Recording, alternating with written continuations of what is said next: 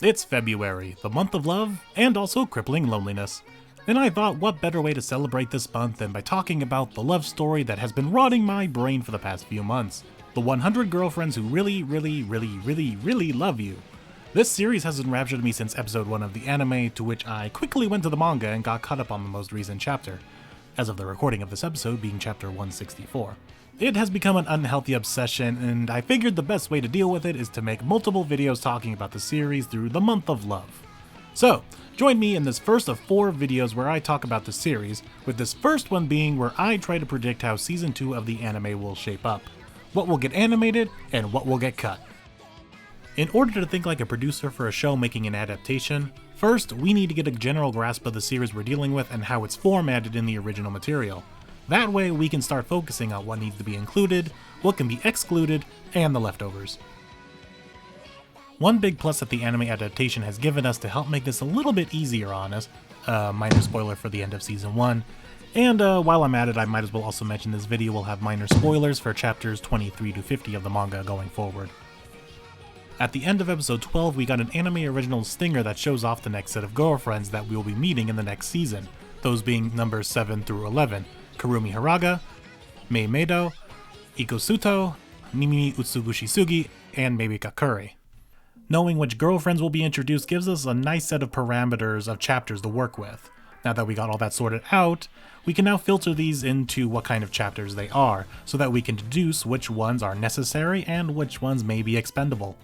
While reading 100 Girlfriends, you quickly begin to notice a pattern. Chapters usually fall into about 3 categories. Rentaro meets girl gets introduced to previous girlfriends and they do some kind of group activity based on the new girl, and shenanigans usually ensue, and then a third category I call misadventures, where just about anything can happen. Obviously for the anime they'll want to focus on chapters where new characters are introduced, and then fill in everything else as need be. Assuming another 12 episodes will be a part of season 2, it'll be interesting to see how fast this fills up. So we're gonna go through each chapter and try to make a schedule of episodes to see how it all may fit. I won't be going into too much detail of each chapter, just a brief overview, and then say why it may or may not get cut. So, let's get started with not the first chapter of Volume 4, but a chapter at the end of Volume 3. Chapter 23, titled His Name. We can immediately label this as a misadventures chapter, as it's an homage to the movie Your Name, where all the characters swap bodies thanks to Kusuri's reality-breaking drugs. It's just a quirky chapter to see the characters act differently than their normal selves, but inconsequential to the overall plot. And with these fun side chapters being quick and overall simple, it's possible these chapters could be saved for an omnibus kind of episode. Well, what is an omnibus, you ask? Basically a collection of short stories that aren't long enough to fill an entire episode. And that's what this is, a chapter that wouldn't fill a whole 22-minute episode, but could be saved as part of a 2 or 3-parter episode full of side stories. So let's just save chapter 23 here in the omnibus bank and see if we can squeeze it in later somewhere. Moving on to the first real story chapter, chapter 24, The Hungry Kohai, this introduces us to Kurumi Haraga. This one is pretty cut and dry and easy to fit into the schedule. Her introduction and the story Rentaro has with her can easily be a whole episode by itself, much like all the other girl introductions of past episodes. While this one also ends with a tease for the next part, kind of like how Nano's introduction episode ended with a tease for the pool episode. Part of Kurumi's introduction is that Rentaro has everyone enter a food eating competition. This story spans 3 chapters of 25, 26, and 27. These 3 chapters will most likely be condensed into a singular episode. They're a little on the shorter side chapter-wise, and with the fast pace of animation, I doubt it would be much of a problem to get this trilogy of chapters into one episode. Plus, it would keep with the previous pace of episodes of introduction and then group activity with the new girl. Immediately following Kurumi's introduction is 2 misadventure chapters, that being chapter 28, Everyone Was a Baby at Some Point, and chapter 29, The Adventures of Pentaro. While for now we will throw these into the omnibus pile, I'm just gonna get a little ahead of myself and say chapter 29, The Adventures of Pentaro, will probably be the first for sure cut we will see. It's honestly for the best, as it's easily one of my least favorite chapters, and I'll get into later why. But let's focus on the meat of the season first. The introduction of Mei is a unique case within the 100 Girlfriends series. Not only was it introducing a pre-established character as a new girlfriend, but she is one of the few who comes with a multi-part introduction. With her joining the harem in chapter 30, The Maid Who's Always Smiling, and a follow-up chapter in Chapter 31, Master for a Day, and then another chapter with Chapter 32, Soaking Maid Party, being the Introduction Shenanigans chapter. And this is where we get into some weird structuring to make it work for an anime. How the chapters play out, I could easily see them combining 30 and 31 into a singular episode as they flow quite nicely, but then that leaves 32 as a weird outlier. I doubt they would dedicate an entire episode to a glorified fan service chapter where everyone dresses as maids and then proceeds to have a water gun fight. While normally I would say this chapter would be cut entirely, it does include the ongoing joke of having Rentaro asking permission to add another girlfriend, making the water gun fight the official adding girlfriend chapter. I doubt they can cram all three into a singular episode, and breaking these three stories into two kind of feels like a waste of an episode slot. It's honestly very weird. My current want would be just to cut the water gun fight entirely and just have the episode end with Rentaro asking for Mei to join, but we will come back to this when we get near the end and have all of our pieces for the omnibus episodes and see where it all fits. That takes us out of Volume 4 and into Volume 5, which thankfully takes us right into the introduction of everyone's favorite baseball star, Iku Suto. Iku actually has a pretty long introduction, all things considered. Between Chapter 33, Suto-san, and Chapter 34, Coach Rentaro's Hot Love and Training, we get a pretty lengthy background introduction to the character, as well as some proper bonding time between everyone, much more so than we've seen with other girlfriends up to this point. And then the following two chapters are direct follow-ups. In Chapter 35, just having 9 players doesn't instantly make baseball easy, and Chapter 36, I Swear on Your Home Run, is a 2-part baseball game story that can easily be a single episode. I could see some people try to argue that the baseball game chapters would fall under misadventures and thus be thrown into the omnibus bank, but considering the story of the baseball game is directly tied into Iku's introduction as a character, as well as the baseball game ends with one of my personal favorite love confessions in the series, plus this story also has everyone go Super Saiyan, so how do you not include that? So with all of that taken into consideration, we can thank Iku for making these 4 chapters into a nice clean-cut 2 episodes to add to our lineup. Now that we've added a few more girlfriends, it's time for some misadventures. With Chapter 37, I Love, Love, Love You, and Chapter 38, Karaoke Crisis. Karaoke Crisis will be a top contender in the omnibus selection. It's a fun story with over-the-top visual gags and great character interactions, and wouldn't take longer than your 11-minute, half-an-episode runtime. On the other hand, Chapter 37 is probably in the running for getting cut, even though it is one of my personal favorite chapters. Why do you ask? Well, the whole premise of the chapter is that the current 9 girlfriends realize they haven't outright said I love you to Rentaro in a while, and then proceed to spend the whole chapter telling him why they love him. It's super sweet and has some good writing and has one of my favorite Karane moments, and it even has that infamous panel that became a meme for a little while online, but it doesn't make for a very interesting episode animation-wise. Not even in the 11-minute time span of an omnibus episode, unless they were desperate and needed filler. But they just may do this chapter just to get that infamous panel into animation. It will be interesting to see if they tackle that or not, but I could see an uproar from fans if they didn't do it. Alright, home stretch, let's do this. Going into the next chapter, Chapter 39, Utsugushi Sugi Senpai, introduces us to none other than the most beautiful of all the girlfriends, naturally, Mimimi Utsugishi Sugi. And yes, I did have to spend time practicing how to say her full name. Don't ask me how long though. The introduction of Mimimi has some fun facts that I'd love to go over though.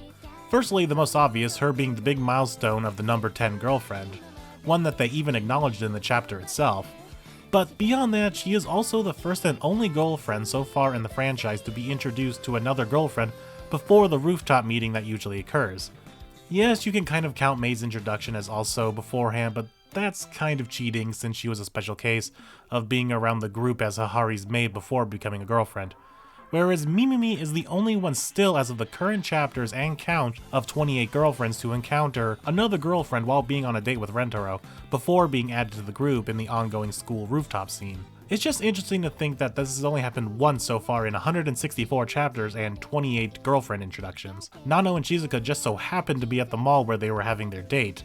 But I guess it had to happen because it ties into her backstory and further propels us into the next chapter.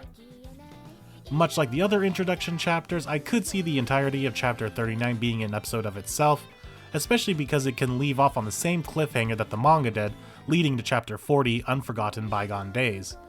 In Chapter 40, we are back on the school rooftop where we see Mimi and Nano engage in a beauty-seeking contest. Just read the manga or wait for the episode if you want an explanation on what that is. As well as seeing the history between the two in flashbacks. making this a good 2-episode arc for Mimi's introduction. Though much like Mei's introduction, we got an extra chapter continuing the introduction arc in chapter 41, Mimi Senpai's supposedly expert beauty instruction, where it begins with the routine question, but then the following chapter just falls into misadventure category type stuff. So much like Mei's introduction, I think just adding the running joke question at the end of the second episode after the beauty seeking contest would suffice, and shuffling the remainder of the chapter into omnibus potential. And now the part I've been dreading. Let's get this over with. Starting Volume 5 is Chapter 42, just a totally normal and average hairstyling chapter, and its follow-up Chapter 43, Now That You've Ended the World, is considered by a big group of fans as a low point in the series. Not because it's bad, but because it's just so out of place and different compared to the rest of the series. And that's really saying something considering how off the wall the series has gotten. But something about this 2-part arc just didn't sit right with a lot of fans, me included. And I think the reception was heard loud and clear to the author because there hasn't been anything like it since, and it's never been mentioned again in the series, and this series loves referencing itself. What's it about, you may be asking? To try to keep it short, Hahari takes multiple of Kasuri's drugs at the same time, and it suddenly causes her hair to spiral out of control, to the point of it gaining sentience and trying to engulf the world. The chapter plays like an action movie showing off all the girlfriends trying to either escape from the hair or fight it off, ultimately failing, until eventually Rentaro heads in and helps Hahari gain back control of her hair. Oh, and there is a subplot that apparently the sun is dying off faster than we originally calculated, so the Earth now has months to live. But then Hahari's hair flies into the sun, giving it its fuel to keep on going, basically making Hahari the savior of the planet. Yeah. It will be interesting to see if they do decide to adapt these chapters. I'm going to guess they would, since it's 2 full chapters, which makes it prime for a one-off episode. And it being an action-y story, it adds some variety to the episode lineup. But do they take into consideration the backlash the chapter got? Or do they hold true to the batshit craziness that is the series and roll with it? Even though I'd much rather have other misadventure chapters be adapted, I could see this happening, so I'm gonna add it to the episode lineup for now. So going from that into another misadventure episode, it's chapter 44, I Want to Eat Your Beef Tongue, a title parodying the movie I Want to Eat Your Pancreas. Though, unlike the previous movie parody chapter of 23 of His Name, this one is only a name only and doesn't follow a similar plotline to the movie. This chapter puts Kurumi into the spotlight as the focus, as her insatiable hunger has her irked and keeping away from the gang. Come to find out, it's because she's craving a French kiss. So then Rentaro and the gang come up with a way to help her in their own weird way. It's one of the better self-contained misadventures, though due to the nature and content that happens in this chapter being kinda weird and iffy, it may just not get animated even if they have any room for misadventure episodes. That leaves us with 4 episodes and 1 more girlfriend to introduce, that being Meme Kakuri. In chapter 45, Kakuri-san, sticking with our established model, the introduction chapter of Meme lends itself well to a full episode, possibly expanding what was already done in the manga, with her personality of always needing to hide and Rentaro wanting to find her. You can really go to town with the montage of her disappearing throughout the day with the love confession at the end. And that leads itself right into the next episode being chapter 46, Hearts Ready or Not, Hide and Seek in the School, where the gang decides to indulge on Meme's expertise in hiding by having everyone hide in the school and Rentaro needing to come find them. A fun chapter to be sure, but best of all, there's no lingering third connected chapter here to throw everything off schedule-wise for animation.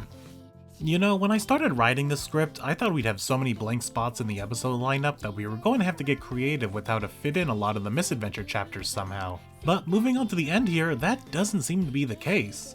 Because next up we have another misadventure chapter in chapter 47, Mei-san's Great Gift Offensive, in a one-off chapter focusing on Mei's character, where she wants to get a gift for Hahari to show her appreciation for her, and Rentaro helps pick out a gift.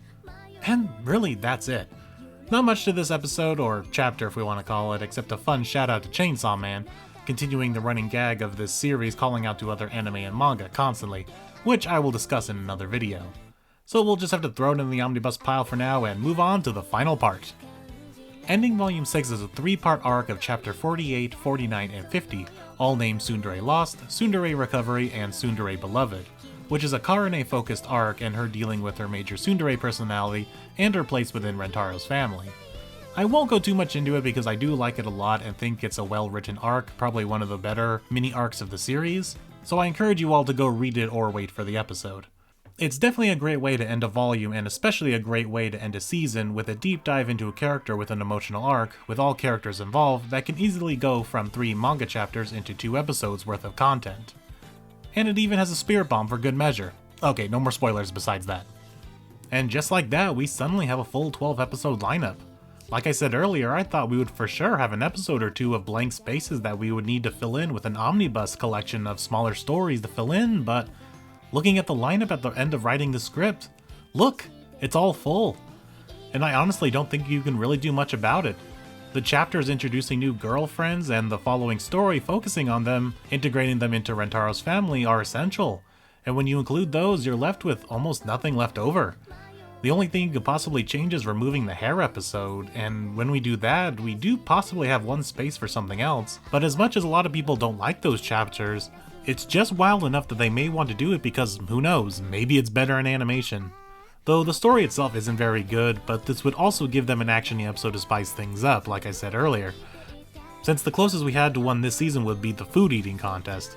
I'm sure making an anime you want to spice up the lineup of episodes, so having a ridiculous action-y episode like the hair one makes sense to include, especially when it seems like you only have one slot to work with. So there you have it. After all that rambling by me, here is my lineup with how I feel the next season will play out. Let me know in the comments if you agree, or if you think things might shake up differently. I can't wait for the next season, and I hope you are anticipating it too. I have more videos talking about this series coming up, and I hope you'll check them out. Next up will be me giving a lengthy talk about what I hope will change and be added in the series going forward. Almost call it like a wish list. And that will be a 2-parter as I have a lot to say. Then I will be doing the ever so popular tier list, giving my own personal ranking of all current girlfriends in the manga, because that just sounds like fun to talk about each character individually. So I hope you're excited to tune in for more, and see you all next time.